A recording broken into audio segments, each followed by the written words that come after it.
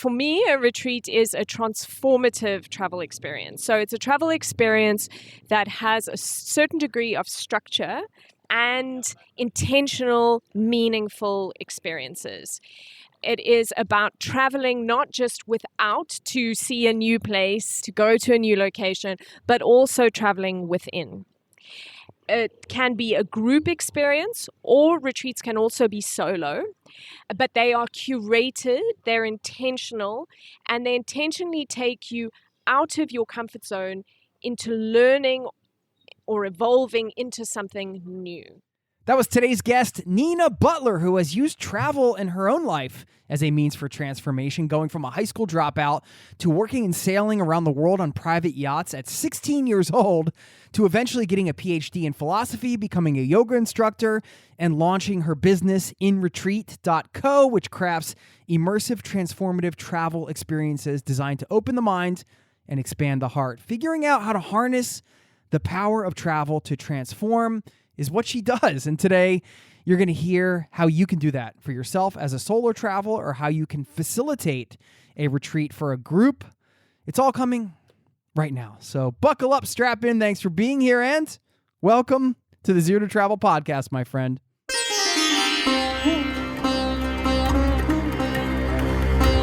You're listening to the Zero to Travel podcast, where we explore exciting travel-based work, lifestyle, and business opportunities, helping you to achieve your wildest travel dreams. And now your host, world wanderer and travel junkie, Jason Moore. Hey, what's up? It's Jason here with ZeroToTravel.com. Welcome to the show, my friend. Thanks for hanging out, letting me bring a little travel into your ears today. This is the show to help you travel the world on your terms, to fill your life with as much travel as you desire, no matter what your situation or experience. And look, every trip doesn't have to transform your life, but somehow, sometimes, they can't help themselves. And there can be those trips that kind of sneak up and unexpectedly create this transformation in your life. And sometimes you want to set the framework for that. You perhaps want to set some intentions around going into a retreat type setting on a journey and being able to come out of it with perhaps the next version of yourself, whatever that means to you, or some insights or some direction for what you're planning on doing next. A lot can come out of these types of things when you have that intentionality behind it, which is something that Nina talks about today.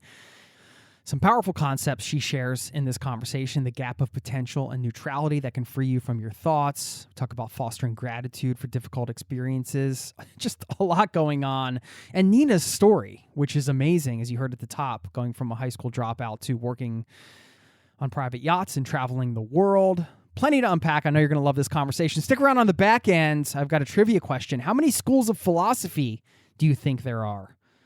The answer contains a serendipitous travel twist. One last thing, ZeroToTravel.com/newsletter. Free weekly newsletter goes out. You can sign up over there for that. And Nina's website, InRetreat.co. You can check out her work there. Now, without further ado, here's my conversation with Nina, and I'll see you on the other side, my friend. Thanks for listening.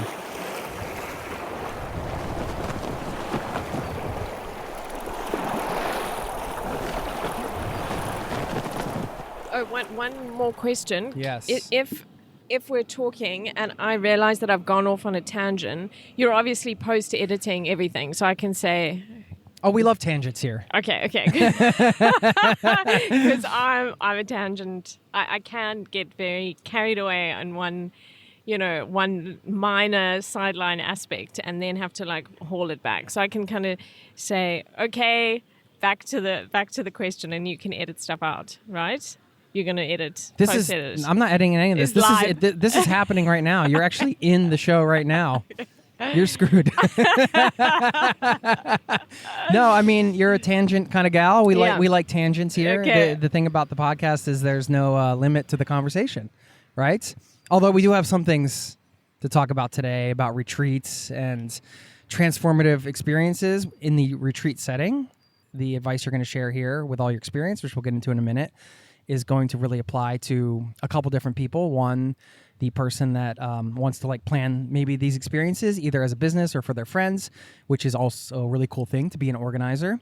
Or, you can, I think of this as a solo traveler as well. If this is something you want to consider going on, or something you may want to take some of the advice you share and apply it to your own trip. So you can create some of these frameworks for yourself as a solo traveler as well. Anyway, I should say you're a new friend, and I want to formally welcome you to the show. So, Nina Butler, welcome to the Zero to Travel podcast, my friend. Thank you, Jason. So lovely to be here. You mentioned your company. We can just let people know where they can find your work because you run retreats. You're a yoga instructor, and you facilitate these transformative experiences, and you've been doing this for a while. So, let people know where they can find you. Yeah, so the website is InRetreat.co. Yeah. And I've been teaching yoga for 15 years. I also have a Ph.D. in philosophy, so I apply experiences in both thinking, structural thinking, and creating ways in which people can get out of their minds, open their minds, and think in their bodies. And you also bought me a cinnamon bun. I did, Thank you. yes. And so that's a way in which your tummy can think now for you. I should describe the setting. This is a pleasure because I don't always get to do in-person interviews. We're sitting here together at a cafe in downtown Oslo.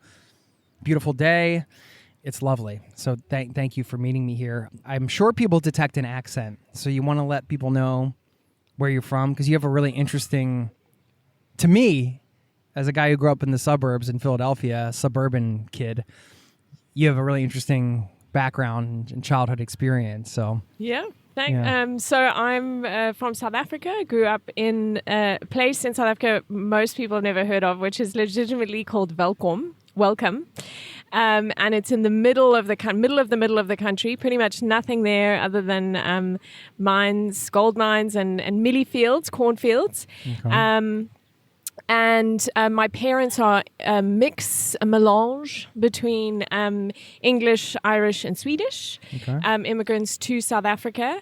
And I grew up in South Africa, and I first left in 2005 to work on yachts. I dropped out of school at about 15 and then did my own A-levels correspondence through the British International College, and then went to work on yachts in the Mediterranean, which was way better than the last year of school. Like most 16-year-olds, right? Just so much better than staying in school. And and then that led to other experiences in culinary, viticulture, and other travel experiences, including quite a lot in New Zealand, working on vineyards in New Zealand. And so I was that for a couple of years, and then went to university back in South Africa. And that turned into a longer academic project.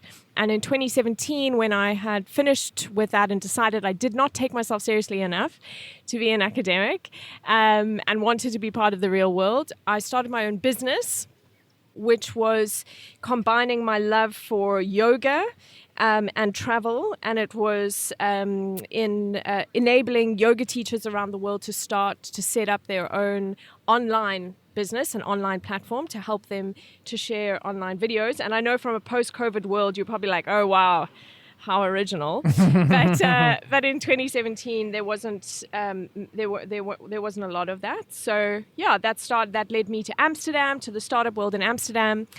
And then, as business projects often do, there were a couple of turns on in the road, and that flowered into a retreat business. So instead of people doing yoga online from different places, it is in-person immersive experiences in different places. I mean, okay.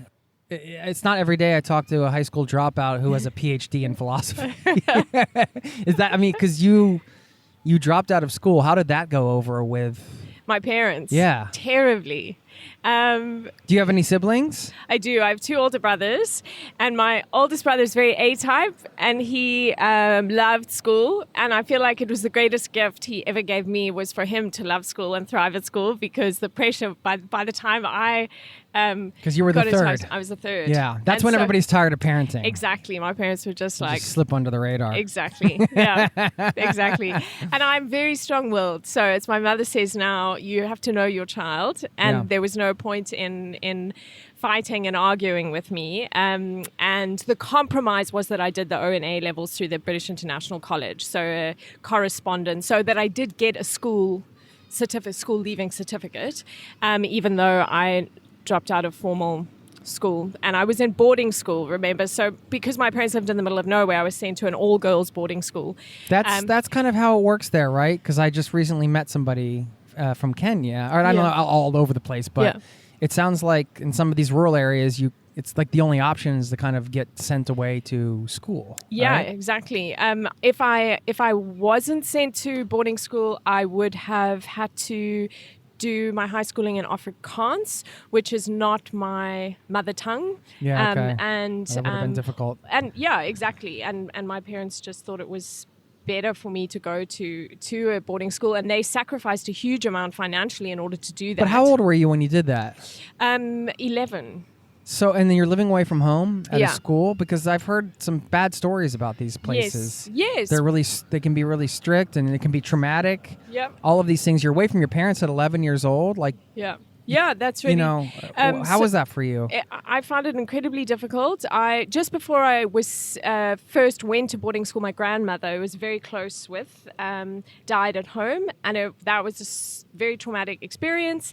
And I was then sent to boarding school. And honestly, they just weren't equipped to deal with students who needed extra care and parenting, and not just sort of discipline and the great education that they were giving me, but they just weren't equipped to deal with the kind of the grief and the post-traumatic stress that I was living through. They weren't considering your individual situations in life. No, they just didn't have the capacity. The way the boarding school was set up to run and function, they didn't. So I developed eating disorders and anxiety, insomnia. I got lockjaw. I had so much pent up. Oh my gosh. It was a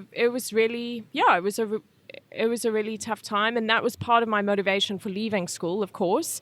And that was part of also my parents thinking in terms of supporting me in that, because it was clear that I wasn't thriving where I was. Right. Yeah. Right.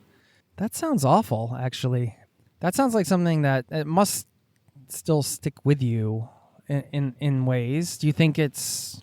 Yeah, I mean, I think like any difficulty, it molds you and it leads you to new or different paths, and you really have a choice. So do you succumb to it, or do you develop from it and grow with those challenges? Right. And one thing that I would say I'm incredibly thankful for those experiences was that it led me to yoga. So I realized that if I was going to deal with these the anxiety disorders and the eating disorders that I developed, that the only person who really was going to deal with that and develop a healthy relationship with myself and habit patterns in my life, the only one who's going to actually do that is me. Yeah. And no matter how many psychologists or centers or whatever you go to, at the end of the day, and I'm not knocking the industry or whatever, but for me, I realized somewhere down the line that actually, like, the only one who's really responsible and accountable for this is me. And I know what's going on in my mind and how that's making me sick. And I need to learn how to better observe my mind and to manage the negative thought patterns that are then proliferating. They say your thoughts become your words become your deeds, and your deeds become your habits, and your habits are the fabric of your life. The fact that I turned to yoga and actually Vipassana meditation, which is a Buddhist form of meditation, apparently it was the type of meditation performed by Siddhartha, the first Buddha, and it was kept in a very original and authentic form in Burma for thousands of years, and then was in monasteries. And then this is a tangent, and then unearthed by Goenka, a Buddhist monk in about the 1970s. And anyway, they've now set up these amazing centers around the world, Vipassana centers that are totally free to go to, which is incredible. Vipassana, yeah. Okay. I just talked to somebody that one-on-one. It's like they're free, and then you have to be quiet, like you You have to Yeah, you have meditate to take 12 a vow hours a of day or silence. something for 10 days? Yeah, or- vow of silence. The formal course is 10 days. They do have like 1 day or 3 day things now as well. And you take a vow of silence. It's just a lot of discipline. You wake up at 4 a.m. The one I went to outside Cape Town was like cold showers in winter early in the morning. And lots of discipline, a lot of hours in meditation, and it was damn hard. But the point is that it started. I'm not, here to tout and promote that as the only form of meditation or the only answer. But it's what I found at the right time. How old were you necessary. when you did that? The first one I did was I was 19.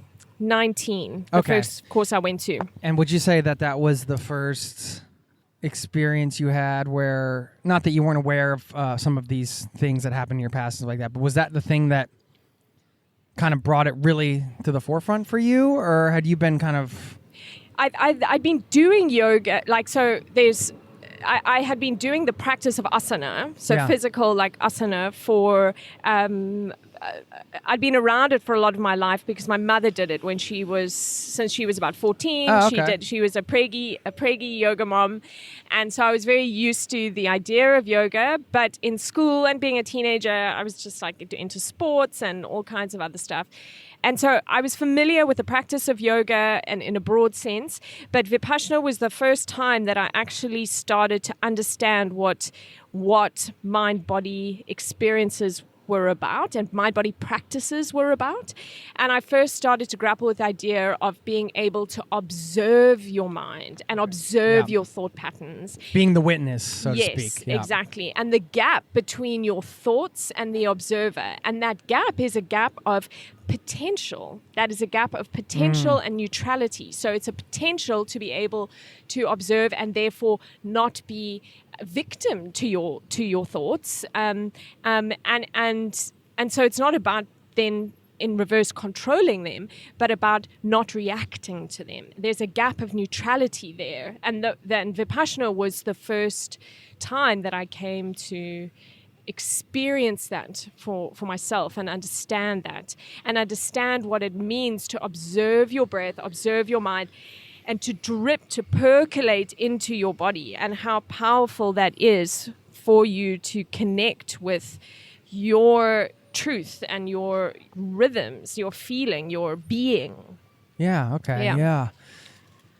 It's interesting you said the gap, because I had not thought of the gap until I went on this recent retreat, and then we were on this post-retreat call, and they were asking me different questions and stuff, and I said, I think I'm spending more time in this gap. I hadn't really thought too much about it as a gap before, but I like that because I'm visual, I can imagine this moment, what happens between where you feel like, let's say a negative, I don't want to say a negative emotion, but you don't want to you don't necessarily strong emotion. Yeah, you don't want to necessarily deny your emotions because you're a human, but at the same time, acting on them in a certain way is not healthy, I feel. And so this ability to spend more time in this gap between like a rising emotion and deciding what you're going to do with it, instead of just it rolling right into the emotional response, it's like if there's the ability to just kind of widen that space just a tad, gives you even just a split second to kind of process and understand how do I want to be like as a human in this moment. Like I have this emotion I'm feeling. How do I want to handle it? What's a good way to handle it? Exactly, And, to take it's interesting. ownership of how you're acting and how you're being in the world, and to draw that back to the eating disorders on a granular level. I was able to start to understand what it meant to have negative thought. Like I had a backing track in my mind that I wasn't even aware of repeated things. We tell ourselves the same stuff over and over again, and repeated things I was telling myself in the back of my mind, most of the time not even aware of.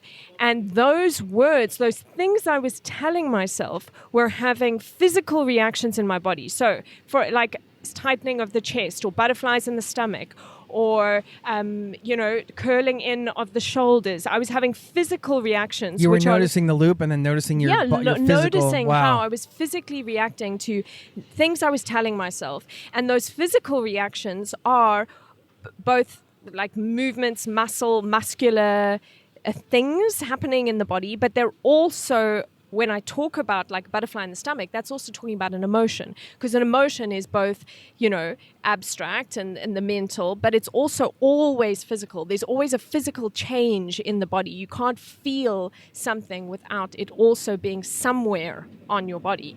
Some change, even if it's minor, like a tingling in the skin or something like that, there's always a minor fluctuation, change in the breath or in the body.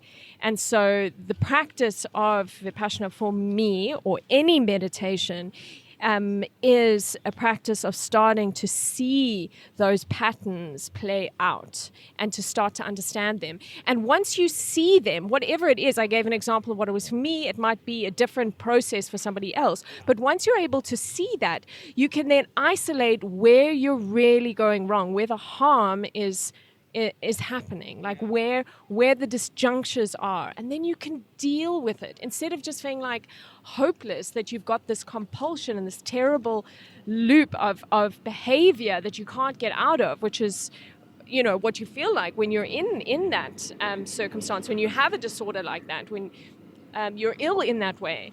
And instead of that hopelessness and that unknown of like, why do I do this? Why can't I change? Why am I doing this to myself? Instead of feeling that way, you can actually say, okay, this is the process. Look, I go from that thought to that physical, emotional, psycho-emotional reaction.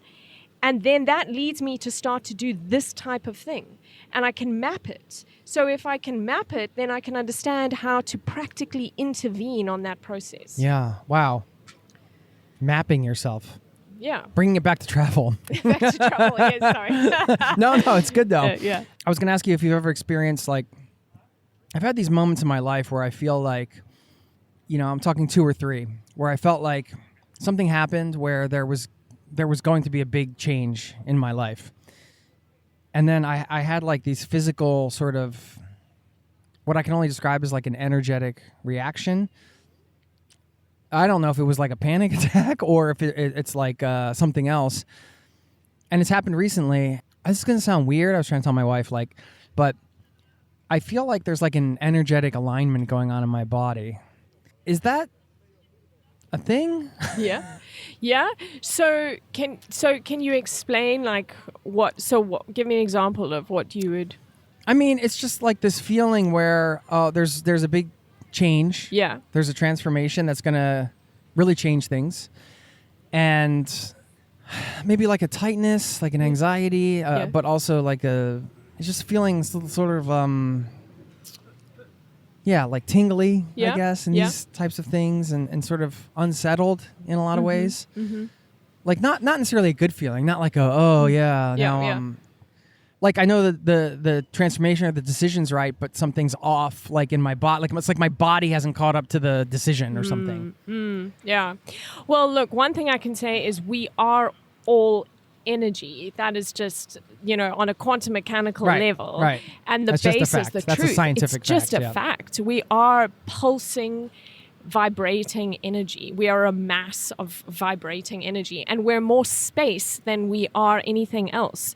So that's hard to conceive because I'm looking at you. You're here. Yeah. But Yeah, exactly.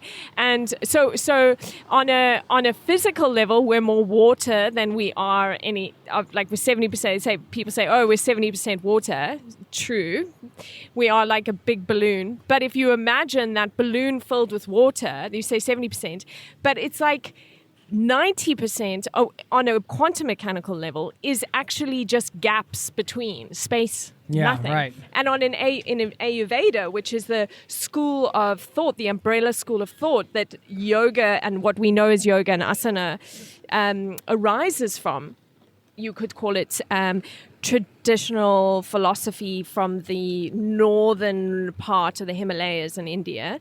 So Ayurveda talks about how there are 5 elements, and the 5th element, so it would be water, fire, earth, air, and the fifth element is ether. And ether is the glue in Ayurvedic philosophy for the other elements, and it is the most abstract, but it is also the most sort of foundational, and that space anyway is pregnant with energy. It's pregnant with with information. Yeah. And it's what binds us. It's what connects us.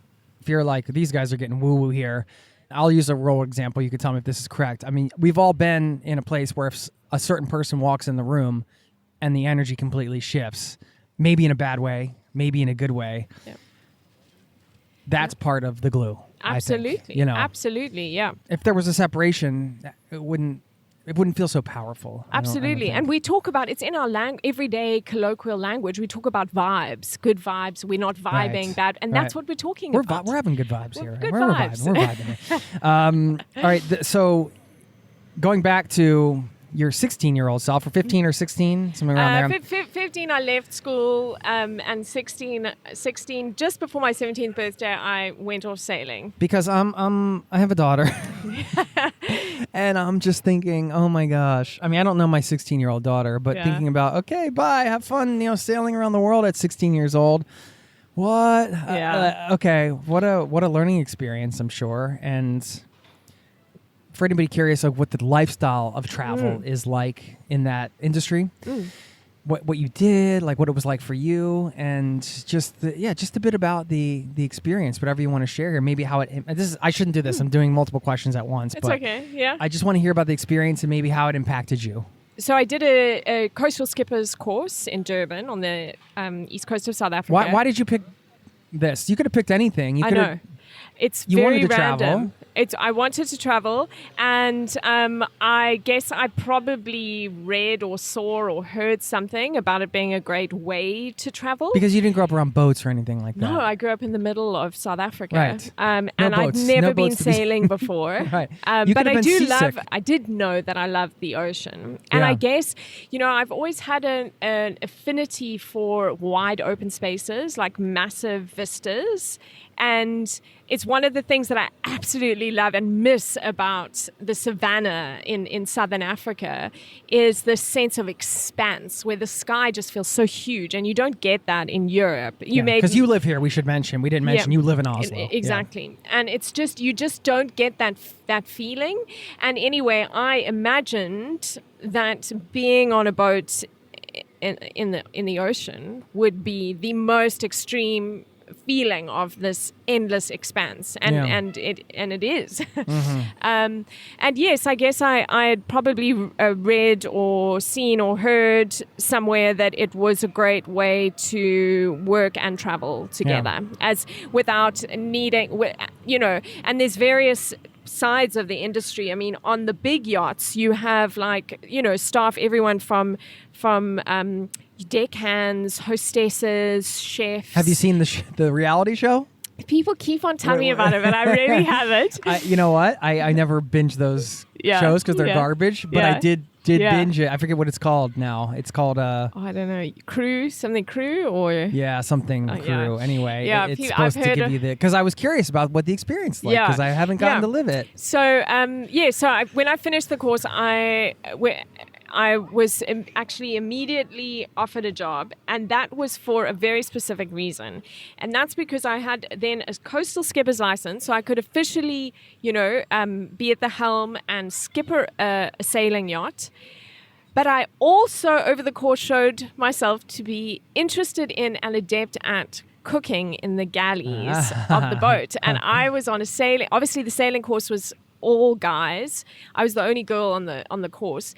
And that's awesome. And so I was sharing a boat with 5 other guys, 18-year-old, 19-year-old boys. And as part of the course, we sailed up the east coast of southern Africa to Maputo, to Mozambique, and then across to some of the islands off the coast of Mozambique. And on that trip, we were on the edge of a tropical cyclone. It was Tropical Cyclone Ernest, and we got into some seriously bad weather. And there were photos and, tales of me being down in the galley, like strapped to the galley, putting together a meal to keep everyone alive. Wow. But I also really enjoyed cooking it sounds ridiculous and corny now, the only girl like in the galley or whatever, but I really enjoyed it. And to be honest, pleasure out of it was better food than any of them could have put together. So it's because of that I was offered You're the like, job. I'm not eating your cheese sandwiches. Yeah, Come on. Yeah, exactly. Another 2-minute noodle meal. No And thanks. so was it a good way to see the world? Yes. Or some of the world, I should say? Yes. So I was offered this job, and it was on a relatively small boat, a 50-footer, and it was privately owned, and the owner was on the boat. And so the requirement was that he, because it was a smaller boat, needed somebody who was adept at sailing, could sail, and cook for him. And so that was the offer. And then the other practical thing is I have a British passport, not just a South African passport. Right. And so that helped in terms. So this was really perfect for you. It was just pure luck. Yeah. And so the experience was it was incredibly enriching. We did sail quite a bit, but I got onto the boat in February in the south of Spain, and the owner was not entirely decided on where he wanted to go. Mm-hmm. I like his style. Yeah.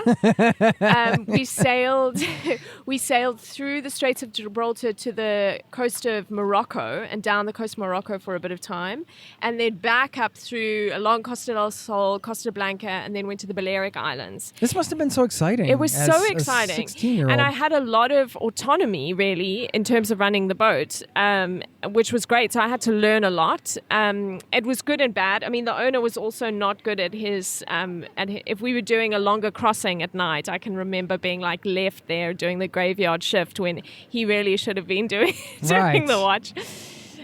So it was took a bit of advantage of your work ethic. Exactly. But I mean, if you own the boats, I mean, I guess you can. I guess so, yeah. But I mean, I'm not trying to paint that as a scary or bad thing. I mean, I loved it. I absolutely loved it. And then, so by May, we had then sailed through Messina on the east coast of Sicily and the Italian mainland, and sailed through there and around the boot of Italy.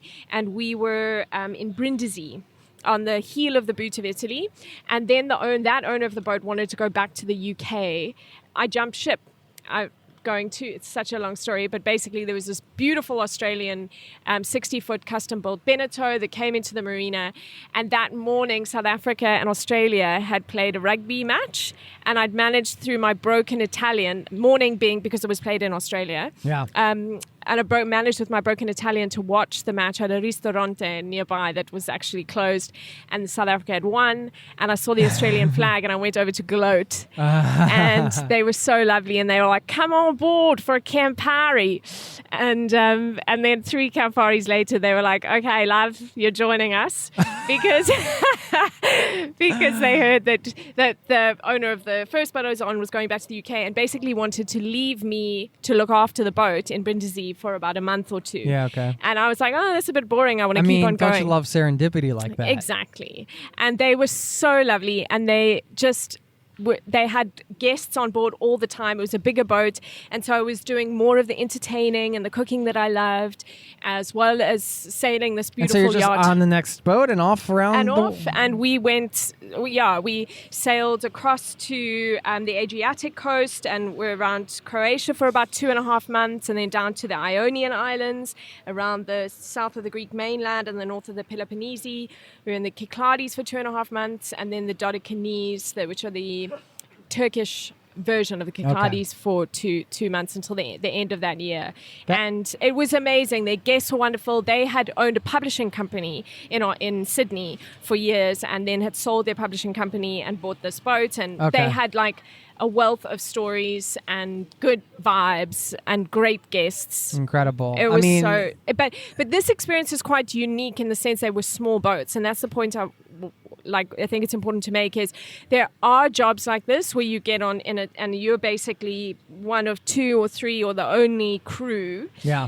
and you really treat it as part of the family. Okay, And yeah. that's how I was treated. I didn't have to wear a uniform, and if they went like right. exploring, This is like a sub industry within the yachting industry. You weren't Exactly. doing the Big- below deck is the name of the show, by the okay. way. Yes. You weren't doing that where it's a crew. You're a crew of yeah. 20, and you've Right. got and your silver service Yeah. and things like that. Yeah. No, but I saw those boats. I remember we sailed You're like, I'm past. glad I'm not doing that. Yeah, we sailed past Armani's boat when we were leaving Mallorca, and there were 2 helicopter pads at the back of the super yacht. Unbelievable. And all the crew were like walking around in their like shades of silver and grey Yeah. uniform, looking very swish. You're just like, but- stop it right now. Just stop right now. No, well, I mean, all right, so just going back to that moment, I just want to point this out because if you're able to give yourself the gift of that type of freedom where you're traveling, like any point in life, doesn't matter what age you are now, I just love that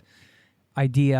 And I've been in those situations where like, you're just out and you really like can do anything, and you think you're going to the UK one day, and then like 2 hours later, you're on to the next thing. Yeah. And that to me is one of the best parts of travel in that way, Totally. is just that not knowing Yeah. and being able to just have that freedom to just take the next path or the next thing and really just let it organically guide you Evolve. around the world. Exactly. What a gift if you can give yourself that gift of like complete freedom at any point in your life, even for a limited time. It's so worth taking that and grabbing onto and it. being open to things. Yes. That's the thing. We don't even realize how closed we are to opportunities most of the time, because That's we true. have such strong preconceived ideas of how we want things to turn out, Right. and how we are going to measure the next experience.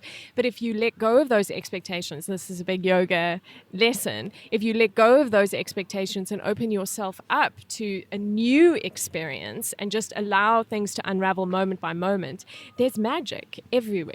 How long were you traveling around the world? Did you go to New Zealand, Yes, work at the then wineries after that? that- Because after that's a that. 2-year visa type of thing, I think, Yeah. right? Yeah. Where you can work on farms in Australia, New Zealand. Were you doing that? Yeah, or? so some of the guests on board invited me then. They said, come to New Zealand next another year. sort of, here we go on just Exactly. okay, I guess I'm doing this They now. were like, we own a boat in Auckland. It's based at West Haven Marina in Auckland, and we have a vineyard at Lake Taupo. And so why don't you come next year, and you can look after our boat in the summer, and then come for the pruning season at the vineyard in winter.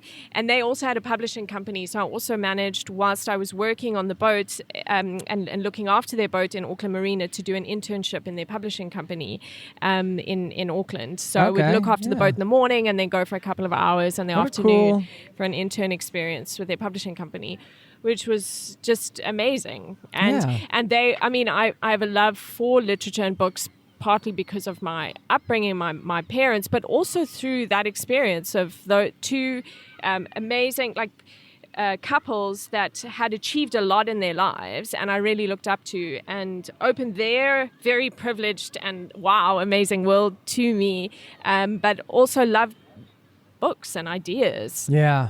and right. sharing ideas, Yeah. and had such great sense of adventure as well. Learning so much, I'm sure, Yeah. just through the experiences and the conversations. And Absolutely. how long were you bouncing around the world in this way? I imagine you were going back, visiting your parents at certain points. I mean, Yes, I did. It was that time before I started university. That whole section was 3 years. yeah, okay, yeah. Yeah. Yeah. And then I decided, okay, I need to get a degree. And honestly, in hindsight, one thing I've really learned is I probably didn't. I would have been good to carry on without, but I did feel like I needed to then get a degree and go. And I wanted to actually do travel journalism. Yeah. And so I applied to go to the university in South Africa it's the top sort of media studies center in Africa, and that's Rhodes University. They have a very acclaimed journalism department, and I went to Rhodes to study journalism because I wanted to be a travel journalist. But within a week of being there, I realized that actually, if I'm going to be a good journalist, I should learn about the world, not about journalism. So I decided to do history and philosophy in English instead of Nice. journalism studies. Okay. Yeah. I have some questions on philosophy, but we'll Yeah. get to those later. We should talk retreats. I mean, we Yeah. got a whole bunch of stuff to come. Thank you for sharing all that. That's really cool to hear about Yeah. more about your life. I know there are loads of more stories in there, so they'll come out over time, I'm sure, as we continue to get to know each other. tell everybody why you're in Norway again?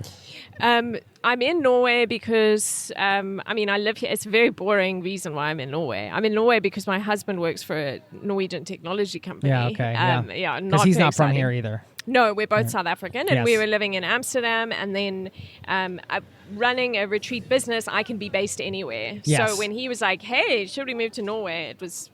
I had no reason to say And no. you don't know how long you're going to be here for. No, we don't. Although, let me tell you, it has not been easy for me to get residency here. Yeah. Post-Brexit, British passports, I'm sure. Yeah. I'm sure those of us in the world who are on a British passport trying to live in Europe or, particularly in Europe, post-Brexit, will resonate with the difficulties that have arisen. Yes. Yeah. Okay. This you sent over and advanced a little bit of info. I know the general topics, but we're looking at this as kind of how to curate epic transformative travel retreats. And I kind of framed it up on the top. You can pull out you've been doing this for how long? Curating and creating these type of Since transformative- 2016. Okay, yeah. So many years. Just pull out what makes sense for you, whether you're the organizer, solo traveler, or whatever. You've been designing this, over past 7 years. So I love that you kind of defined what a retreat is. I think that's pretty important because it really sets the context for the entire conversation, all the advice you're going to share. So you want to just kind of lay that out for us? Absolutely. It might sound like a silly question, but I think it's, No, I think it's an important question because there is a lot of confusion and it's become such a big industry and people have ideas of what a retreat is and I think it's worth defining, right? Yeah, great. So for me, a retreat is a transformative travel experience. So it's a travel experience that has a certain degree of structure and intentional, meaningful experiences. It is about traveling not just without to see a new place, to go to a new location, but also traveling within. Okay. It can be a group experience, or retreats can also be solo. But they are curated, they're intentional, and they intentionally take you out of your comfort zone into learning or evolving into something new. Okay. Yeah. Yeah. So can you share some advice on setting an intention for something like that? Because I think that I was struggling with that on a retreat I went with, and I was just like, am I going to be able to get this down? I wanted to get it down to some snappy sentence or whatever. And then there was this balance between setting an intention that really resonated with me, but also making sure that I didn't have too many expectations around that because I knew other things would happen or other things might come up and it would be an ever-evolving situation. And so, maintaining the openness, but still having the intention, but not having the expectation. The mindset, basically. Yeah. And maybe this is for somebody, they're thinking about going on a retreat or whatever. Yeah. Because when you're getting into a retreat, as you described, you are probably going to have some kind of intention, and maybe that intention is as simple as, I'm just creating some time for myself, and we'll see what happens. And it could be that. But I'm just curious what your advice was on this. there is never somebody who books a retreat who's just like, I'm going on vacay. There's always something behind it. So whether it's they're in a juncture in their life, like between jobs, or they've just been through a separation, or they are exhausted, or they're trying to change their career. There's always something else. There's a layer beneath the trip. Yeah. And so there's an intention that people come with that sometimes they don't even, I think, consciously verbalize or realize that is related to something contextual in their life. Some juncture, something is happening that in their life that they're seeking a little bit of extra inspiration, meaning, answers, rest, depth. So there's that. But then there can also be an intention, like when you get there, an intention on the level of like, okay, what do I want to get out of the next 5 days? So there could be intention of like, I'm in this phase of deciding what I want to do with my life. I'm changing my career and I'm not quite sure what it is. So there's that deeper contextual thing. But there can also be intention of like, over the next 5 days, I actually just want to live moment by moment. Like that could be, I yeah. want to cultivate. That's really nice. Truly, I want to cultivate presence. So there could also be an immediate, localized intention as well as a contextual intention. Okay. And I think intentions are very important because they help to give us direction, to steer the ship. But then, indeed, as you say, that openness, and that you have to also maintain the sense of openness, this almost surrendering of the outcomes. So you set the intention, but then you surrender to the direction in which the experience will go. Yeah. And that's when you allow yourself to be taken up in serendipity, in wonder. I love the word wonder. Wonder at things, to wonder at the world. And you can't be overcome with wonder, with awe, if you're like, 2:00, get there, or I need to do X, Y, Z. Wonder only happens when there's an opening and an allowing. Yeah. And so definitely intentions are important, but then that sense of openness. And I think what's important for me and what defines a retreat is that there is some form of mind-body experience or connection that happens on a regular basis, on a daily basis. For me, it's on my retreats, there's yoga and meditation. And the reason why that's important is because it can be very hard for us to feel that sense of connection with the ground, with the earth, where we are, to feel the openness. What I'm trying to say is to feel that sense of openness and that wonder, you often need to first ground yourself to feel where you are, to be where you are truly, before you're open to things. Yeah. Okay. Yeah. And the practice of doing yoga, or maybe it's a different form of meditation, or maybe it's kung fu or whatever. It's not important. I'm not evangelical about any particular mind-body practice, but something that at the start of the day enables you to just come into body, to be there, to feel yourself, to feel the earth, to spread your toes. And that becomes the foundation for you then to open in wonder. Yeah.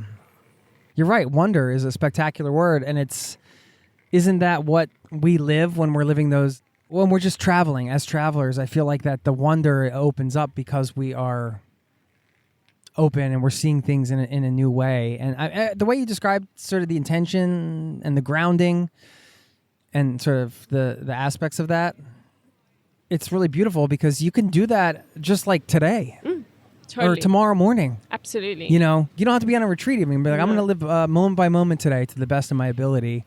Totally. And I mean, do you wake up and do you have a daily intention? Yes, I have daily sometimes? practice of meditation and most days yoga as well. Yeah. But every morning I do at least 10 minutes of meditation. Some days it can only be 10 minutes and sometimes it's an hour. Yeah.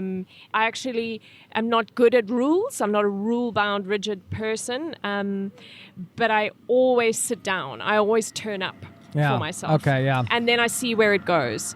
And when you said now about how you could do this today, this experience of grounding and being open, I absolutely resonate with that. And the greatest thing for me to hear after a retreat is when people say, since your retreat, I've been doing yoga every day, or since your retreat, I've felt so much calmer, and I've kept up that practice that we did in the morning of watching the sunrise. But one of the greatest things that you do on a holiday, to that point, is watch sunsets and sunrises. That's a practice of meditation in itself. That's a practice of grounding. And so when I hear people say, oh, we did this on a retreat and I've kept it up in my daily life, that's the best thing to hear. Yeah. That's gold right there. Yeah. Of course, doing that today is something you can do, but also there is something special about kind of what you're talking about and what we're going to get into in terms of advice. The removing your physical body from your normal surroundings, going somewhere, traveling, and people that listen to this love to travel, so you already get that built in, and then creating that space or that container to have a transformative experience. So you're away from all of the sort of regular daily things. You're not distracted by that, and you're setting, and that's part of it too, I think, right? You're setting aside the space for yourself to explore this thing where it can be difficult. You maybe in theory could do it at home. You could say, I'm going to spend the next 5 days doing yoga and meditating or doing kung fu or whatever, and I'm going to work on this one or two. I'm going to think about these 1 or 2 things about my life. And it's like, that's not going to happen. No. Like, you're going to be, you're going to get emails or something's going to happen. Your toilet's going to break and you're going to have to, and then you're just going to be completely out of it. But when you're away, none of that crap can happen. Yeah, so. exactly. There's always the sense when you travel to a place, it's actually a multi-directional thing happening. So one is that you're physically going to a place. You're physically arriving in and waking up in the Serengeti. That's happening on the physical level, but you're also, this is why it's multi-directional, leaving behind something. Right. And what you're leaving behind is the person that you were up to that point in your everyday life. You're leaving behind your roles and responsibilities.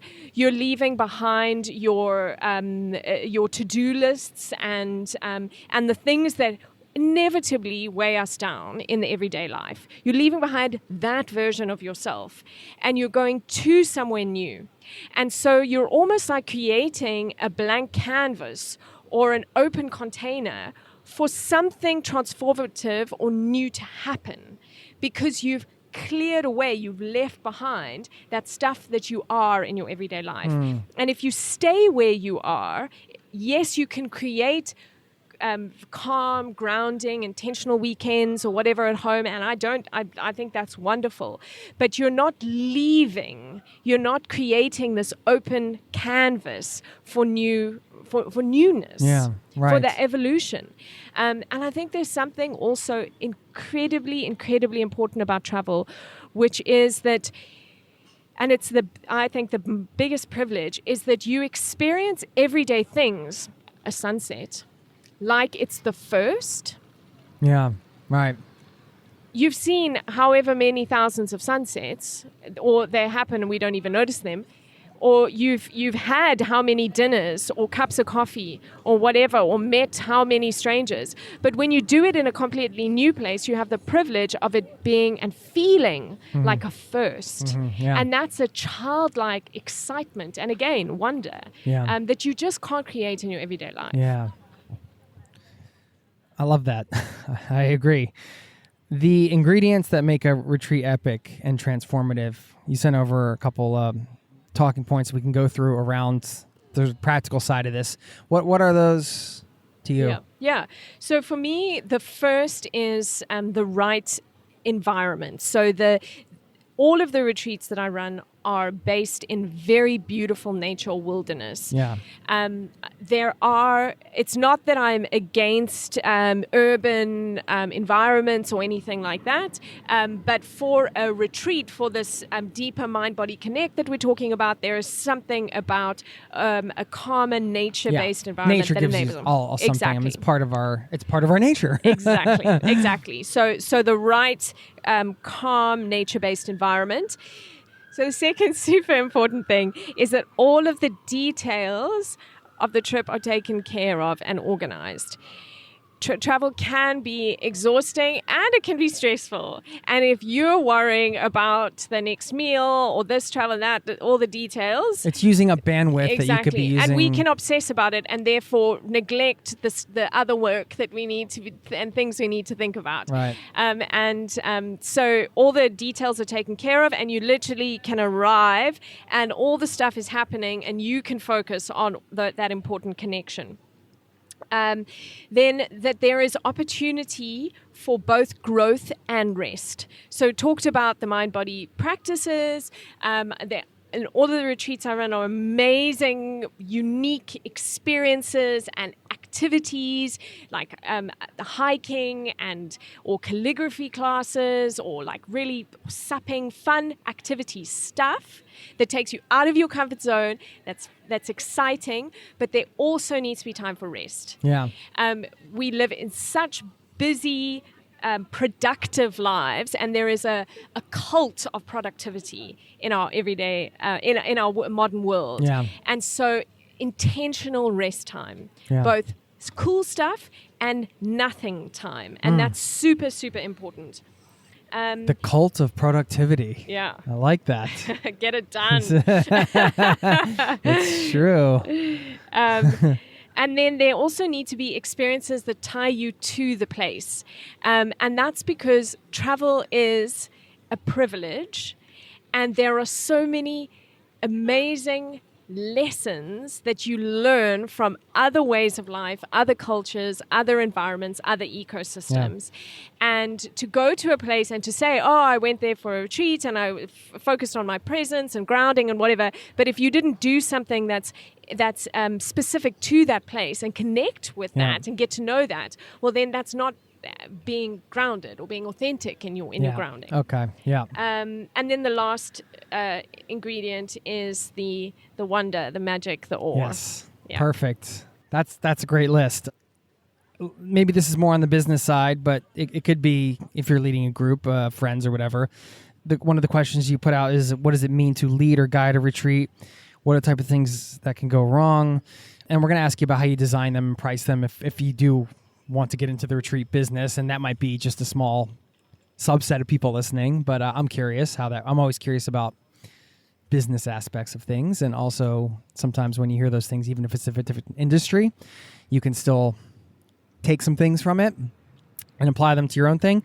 But in terms of leading it, I'm guessing what you mean by this question is, how do you facilitate a transformative experience on the ground as an individual who's leading but needs to also get out of the way? Is that absolutely? Kind of I think you're already answering what the question in saying get out the way. The point is that if you're leading a trip, a retreat, it's not about you. Yeah. And all too often, particularly in the yoga retreat, like part of retreats. Yeah, okay. There is a lot of focus on the teacher or the personality. There are like yoga celebrities, for example, that will do a retreat. That's the thing that can draw the people. Oh, absolutely. Yeah. And in some cases, it's wonderful because that person is truly inspiring and magnetic. Right. And that's amazing.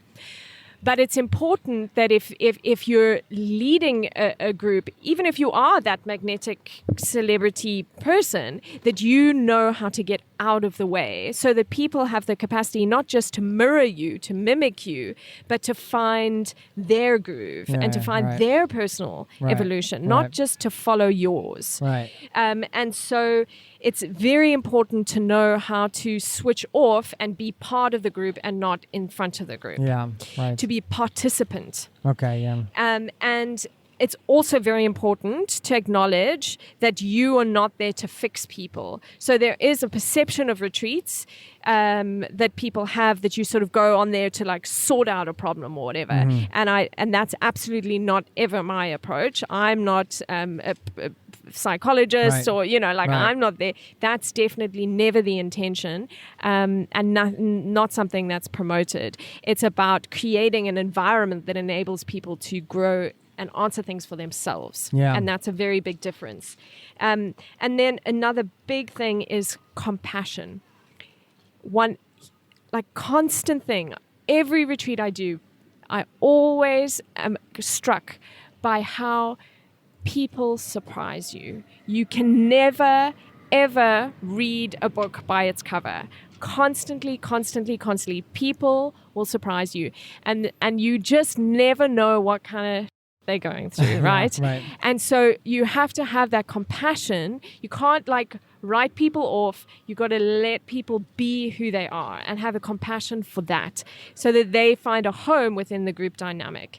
And if you're discriminating or judging or saying this is what the in-group, this is how we're part of this group or whatever, then you start to create cliques and schisms, and that's not at all the intention. Yeah. So there's that. And then aligned to that, I always make sure in a group that I'm aware of power dynamics. So even though it could be a retreat of adults, amazingly, as adults, we still function. Lord of the Flies. Sorry, what about Lord of the Flies? Yeah, right? we still function like teenagers in a group environment. Yeah. So there's the cool kids, the loud kids having the best time and becoming best friends. And then there's the quiet ones, Yeah, right. right? They're the people that don't quite fit in. It happens every retreat. If there's 6 people or 60 people, the same dynamics. And it's really important to acknowledge that the people that are the cool group, they're having the best time, they don't need you, and they are becoming like a power leaders within the group themselves. Yeah.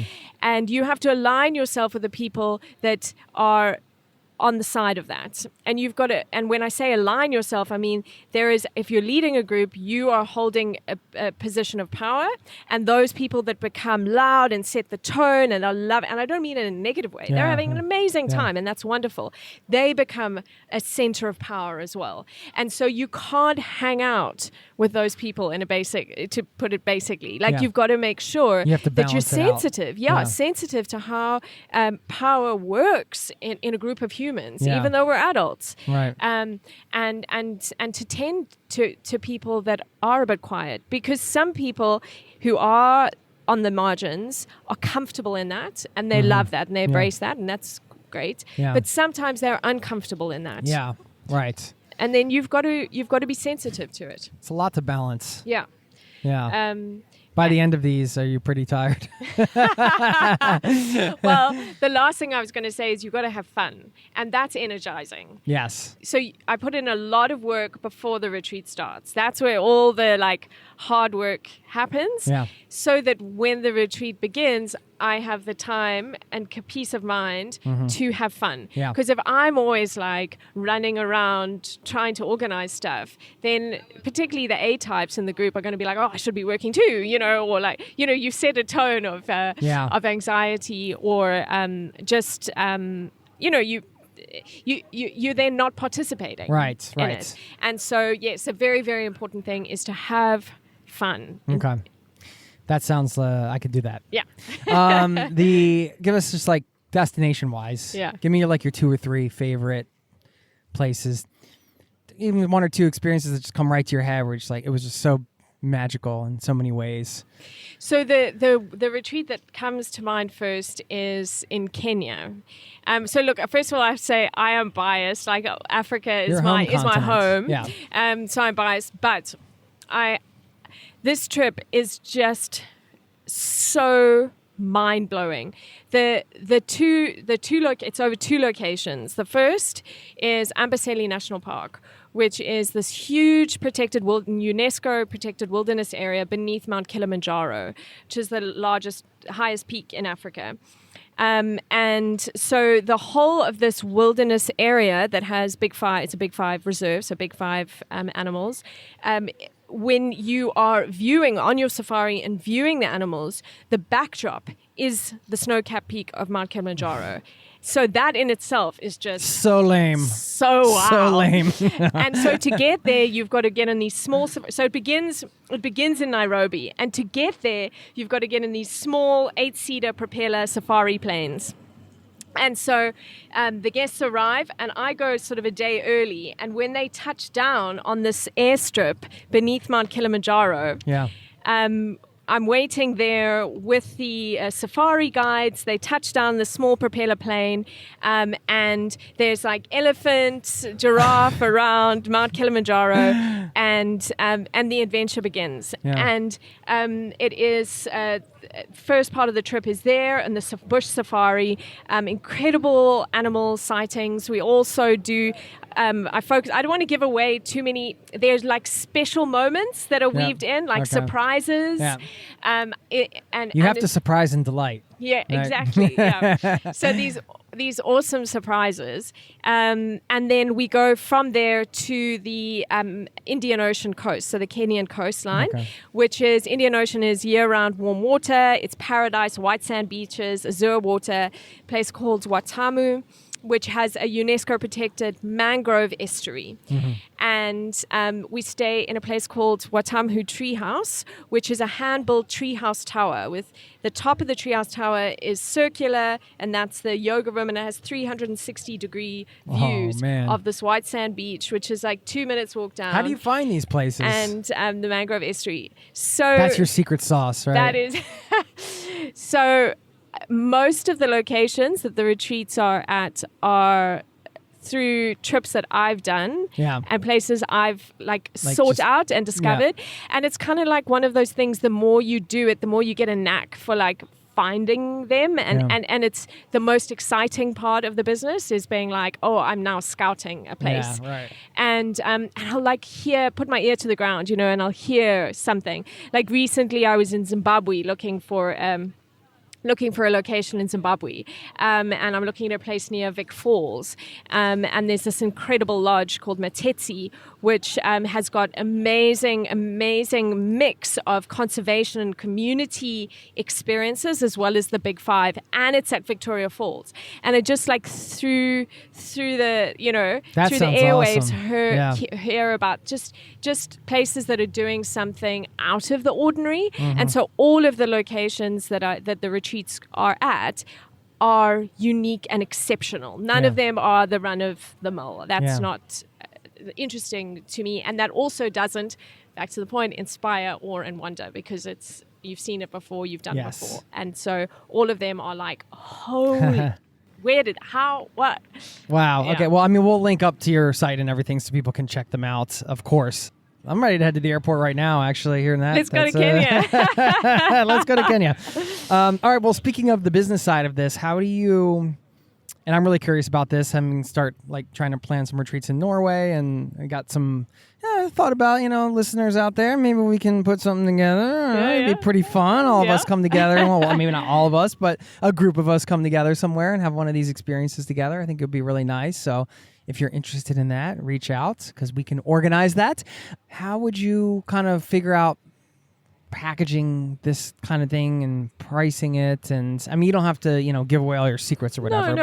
No. I would imagine, I put this out on my newsletter some weeks ago. It is possible, even if you're not like a travel company, if you are the organizer of a group, you can probably get your vacation or your trip paid for. And that's something I don't think a lot of travelers are maybe aware of. If you want to take the initiative and put together something, that gives you leverage if you're now calling an eco lodge or wherever you're going and saying, hey, I got like 20 people ready to come down. What can you do for us? Even if you're not running this as a business, it could be something to think about. So I don't know if that's off base or not, but I think it could be. Yeah, cool I think lodges, I think the travel industry, hospitality industry is more and more aware that experiential travel, group travel is growing, and a good lodge, a good hotel, is already weaving into their package offering, their accommodation offering, experiences, and thinking about what are unique extras to the bed and breakfast that they offer. Right. And so if you find a good location, they will have things that they do and excel at outside of their accommodation and food that you can leverage off. And so that's something important to consider. So whether you're planning it or whether you are, the example you gave of like something spontaneous that's not like as a business, but maybe you have a group of people and you want to throw something together, find the right place, and they already are considering and putting together great experiences that you can leverage off. In terms of pricing, I think the important thing, so the risky thing about retreats is that it's a B2C sales vibe. So you set a date, you create the package, and then you have to cost it on what you hope to and guesstimate to in terms of numbers. Yeah. And that is a difficult thing. Yeah. First of all, you've got to be realistic. So obviously your cost price, the more people, the lower the price. obviously, but you've also got to be realistic because lodges need you to block dates, to put down deposits, to front up. And so what I always do is set myself a minimum viable number that I think realistically I can get. Yeah. And that's what I cost it to. And that's what I commit to. And then if I exceed that, there's scope to then expand and book some more rooms, expand the number, get a bigger plane, whatever. Yeah. But I work with realistic minimal viable numbers, and I also work hard to get an arrangement to work on relationships with the lodges and locations because over time I want to return there. I want to create a package and then run it every year. And so I want to bring them business long term, and I try to build a relationship of trust. And that enables me then also, once that's established, to have a bit more flexibility in terms of confirming numbers and practical things, blocking rooms, Yeah. I mean, there are a lot of moving pieces. So there are a lot this of could moving be a pieces. multi-episode. It could be because all the experiences, like a big trip like I described with Kenya, I mean, there are ground handler transfers, there are the flights, there are Everybody's the coming in lodges, different times, there's totally. I mean, Yeah. it's so many moving parts to put it together. And so I also, I do recognize that I will spend an entire year, not all day, every day, but bits daily, like over a year of planning and logistics and putting it together for what is then 10 days of amazingness. Yeah, right. And that's just the nature of it. And you have to be at peace with that. Yes. You can't, I also do consulting work, and that's the way I think about that. And there's my hourly rate is very different to how I think about the retreat business. Yeah, right. You just can't. Okay, yeah. Yeah, I mean, very but you like it. But I love it. Yeah. Absolutely love it. And so it gives me so much value and beyond a monetary. And I'm not advocating for running a business at a loss. And that's not what I'm saying. But what I'm saying is that to do these things, they take a lot of time and it's so many moving parts and logistics. Yeah, right. And you've just got to, In that way, you have to, I believe it's helpful to have the passion. Helpful to have the passion and just make sure that your bases are covered. So as I said, start realistically. So I guess the last question would be, actually getting people to come on. Yeah. On these things. Yeah. Right. You can't go on these retreats if you're not marketing and having customers. Yeah. So Yeah. you do things like go on some dude's podcast and whatever stuff like that. Stuff like that. What's working right now, I guess? Well, one of the things that I've really seen over the years in the industry is the people that succeed in running retreats are people that have an established community. So, whether it be painting retreats or running retreat, whatever, group experiences, that they have an established community and they leverage off that. I've never seen somebody who didn't have an existing community and skill and thing going who then started a retreat business out of nothing, that it's been successful. Now, look, there might be, but I haven't seen that. And so I think that's the biggest thing is you have an established a community that you're already in touch with and you say, hey, we're a community because I do XYZ or we share XYZ's passion together and let's take that passion to the Swiss Alps. Cool. So there's that. But yes, I mean, marketing is probably the biggest headache of the business for me and the thing that I wish that I had more help with. And it is very time intensive and, to put together videos and material reels that are really professional, I mean, that takes a lot of time and money. And the expectation is also very high quality and it's a lot. That takes a lot. And so that's probably the most difficult part of business. I invest a lot of time and care into SEO. Super boring point, but you've got to be visible. Yeah. I mean, I think the biggest point for me where I started seeing a big difference in traction was when I began to share my scouting trips and my like story and reasons behind choosing places. Okay. So You mean on instead- social media? On social media. Because this is a big in the startup Yeah. culture. It's Yeah. about sharing the process. Exactly. And people, it seems like that really works. I mean, I've heard that Yeah. time and time again. Like when Yeah. people are building tech companies, they're blogging about it, all the mistakes, the failures, the things that are happening. People do it with writing books now. They're Yeah. like, you can log on and watch them write over Right. your, this kind of thing. And it really works, apparently. Yeah. So you're finding that works. Definitely. I think it paints a very realistic and rich picture of the location for people. And it's exciting. Like, when I recently launched a trip in Norway for next year, and it'll be the first time I'll run it in Norway. And I went on a scouting trip there, and the whole weekend I had so many people interacting with me about like where are you, and so when the launch happens, you've already done so much communication around. You're what's already special. sort of building the hype naturally. Exactly. Yeah. And that doesn't need the professional. I mean, I'm definitely no influencer, or I'm not a professional photographer or anything. So my stuff has an authentic veneer to it. Let's put it that way. But I think people appreciate that because we can all see what a lodge shot looks like, what a pro image of a lodge looks like in the airbrushed room with the mood lighting and that sort of thing. And okay, that looks good.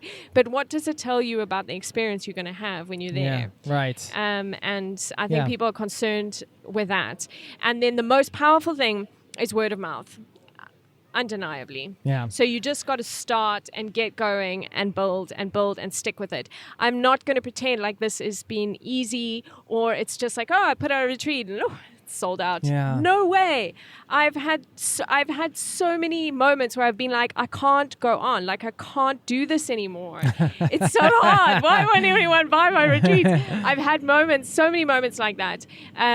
But somehow I wake up the next morning, dry my eyes, wake up the next morning and keep trying. Yeah. And that is just any business, right? Any business, if somebody tells you running your own business or starting stuff is like that. Like, if you're running any business, you're going to be drying your eyes at some point. Exactly.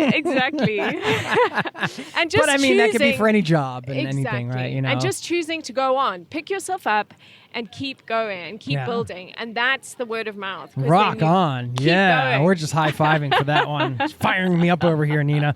That sounds, I mean, I think, going back to the community thing, I don't want people to get discouraged because I think a lot of people's minds go to, oh, I don't have 100,000 Instagram followers. I don't. Or, Yeah. oh, I don't have, an email list or whatever.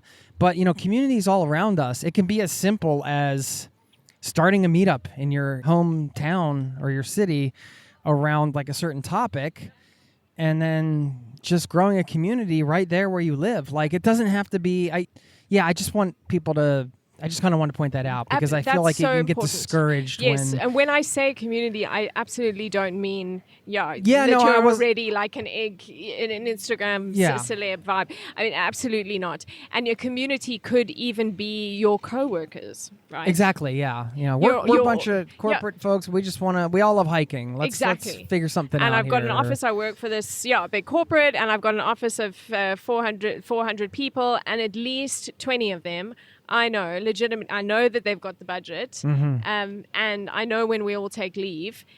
I have their personal emails, and I know they like hiking. That's a community. Yeah. Right. Exactly. Yeah.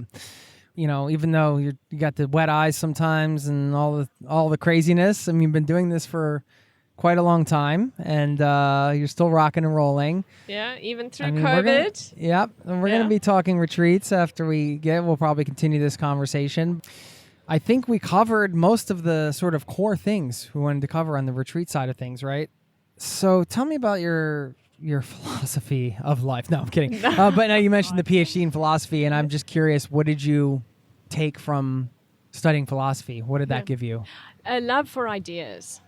So a love for how ideas form and how an idea is one contained little orb, and the more you go into it, the more you see the veins and connections and patterns, and that concept of seeing something from, say, above as a whole and diving in and seeing more and more and more complexity, but then being able to zoom out and seeing simplicity and being able to recognize and articulate that simplicity. That is a theme and pattern of across the board, of nature, of the human body, everything, and that mirrors that. And what I mean is, if you have like an image of a leaf from above, and it's just like the leafy shape and green block of green, and then you go in and you just see layer and layer and layer and layer of complexity, and you recognize that, and the deeper you go in, the more immersive and like overwhelming it is, and then you come out and you see the simplicity again. And the practice of philosophy, the practice of philosophy, the school of philosophy, is the profession of philosophy, is about being able to know the detail, to immerse yourself, to be overwhelmed, to be in the detail, but then to see the overarching form in its simplicity and to articulate it in the most simple and concise way possible. I'm not a very concise person. I'm sure you've realized. Definitely err on the the tangent and the detail.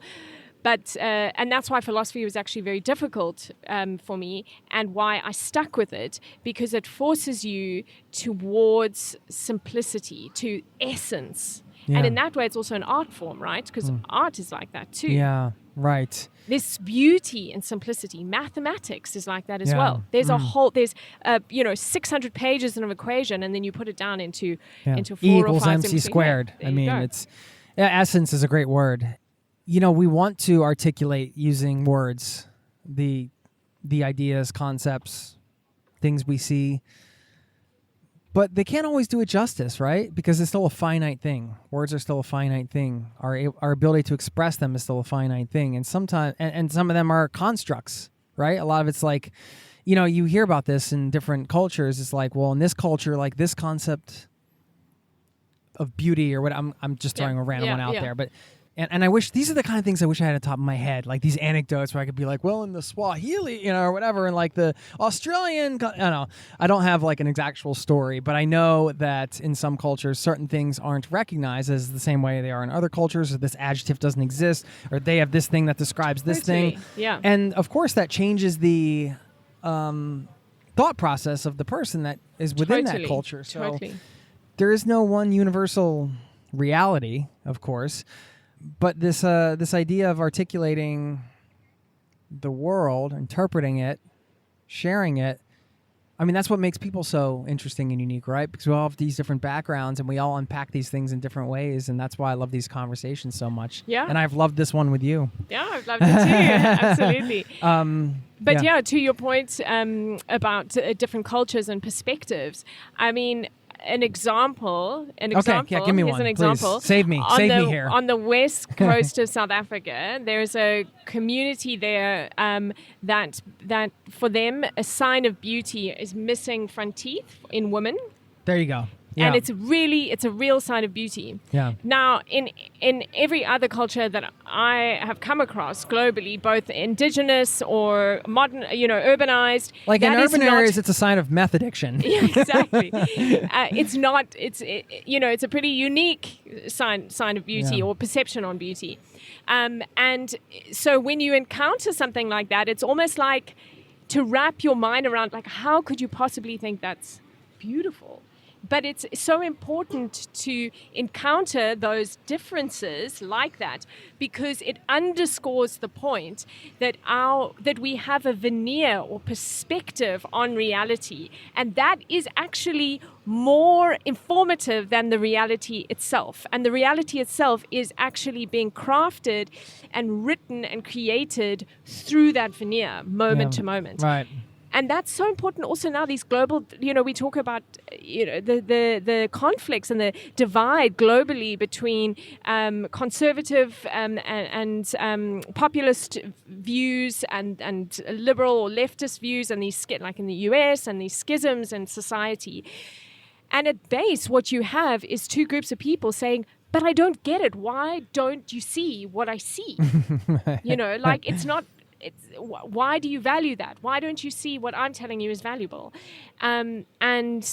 Absolutely, that is just part of being human. Yeah. And if you grapple with it on a small or localized issue like missing front teeth, you can maybe better equip yourself to grapple with it when you're sitting across the table from someone on the other side of the political divide, and you're at loggerheads. At base level, what you're saying is actually the lens that you see reality through is fundamentally different than me. And so actually reality to you is fundamentally different. Yeah. But we have to try and find a middle. So we all live in ground. our own reality. We coexist in reality, but we create a reality moment by moment that's colored by our perceptions and beliefs, and previous experiences. Some of this ties in with one thing I thought might be a loose end on the retreat side of things, because we're all perceiving things in different ways, as you just described. Yet when you bring a group together, you still have to have some kind of a process for creating a container for transformation. And just wanted to hear some advice on that. Right. So I would say the first ingredient for that would be back to that mind-body experience. So you can't have transformation in yourself unless you're connecting with yourself. Yeah. So adding giving people an opportunity to connect with themselves. And that can be exercises. Done in so many different ways. Right. Absolutely. Okay. Yeah. Could be walks in nature. Yeah. In your case, it's yoga way. and other things, but it doesn't Exactly. have to be. Yeah. Or exactly. There's so many different ways to achieve that. But that's got to be the foundation, is enabling people to get into their become bodies. Embodied. Yes, and to have a flow of communication with themselves. Otherwise, it's not going to be authentic. Yeah. Okay. Otherwise, you're either giving them ideas or they're not in touch with their truth and their process of transformation. Right. So that would be absolutely the first thing. And then the second thing is creating an environment that feels safe. So going through transformation is a vulnerable thing. And a lot of us are not comfortable with sharing that, or showing vulnerability, or showing sides of ourselves that we're working on, or that are changing, or that are new. And so you have to create an environment where people feel safe and happy to be themselves. And that doesn't happen on the first day. No. Yeah. That happens over doing activities that are like fun and inclusive, and in little ways affirming people. Yeah. Building the trust among the group. Absolutely. Okay. It takes time. So I would never try to have like a transformative workshop or a deeper sharing session on the first day. Yeah. It's just impossible. And then I think it's so it's creating the mind-body connect, it's creating the safety, and then it's just having something that unlocks it. So you can't just be like, okay, everyone's safe and we're grounded and we're just going to sit in a circle now. So you've got to have some kind of like goal or somewhere you want to take them, something that's going to unlock, that's going to give the impetus or the structure for it. And that can be many different things, and you can link that to the theme of the workshop, of your retreat, or the theme of the place that you're in. Sometimes I do that, like on the hiking and yoga trips, about the metaphor of a mountain and challenges, and having goals or things we're working for, which would be the peak, versus going into the mountain and seeing all of the detail and the beauty and the journey on the way. Whatever, you choose something that's like a metaphor or a container that helps guide the process. And then people will bring their own thing. Yeah. They will always bring this. They will take what you've said, the metaphor of the mountain, and make it work for them. Yeah. And there's got to be the space for them to do that. Okay. You're an artist. When you're putting these things together, there's a lot going on, and well, that's very kind of you to say. I love it. Yeah, yeah, I can tell that, and I appreciate that about you. Thank you for sharing your passion for all of this with us, and I'm so glad we're connected, because I'm really vibing with you, and had a great time chatting with you. And we will snap a selfie after this, so when we can post it up with the show notes, so you guys can see where we were sitting and what this whole scene looked like. Which you may have heard the busy street. Sorry about that. Things got crazy a couple times. Do you want to share before we let you out of here one more time? Just kind of any last words of wisdom? Maybe where people can find you if they want to connect and that sort of thing. Anything at all here? Okay, wow. This is the first I'm really put on the spot. Well, sorry. Put on the spot now. Don't take it too seriously. Exactly. So people can find me on my website, which is InRetreat.co, and InRetreat on, just search for InRetreat on Instagram, and let's connect and share our journees. Yeah, very nice. Can we high five it out one more time? Thank you so much. Thank Way you. to rock the mic. Take care. Cheers.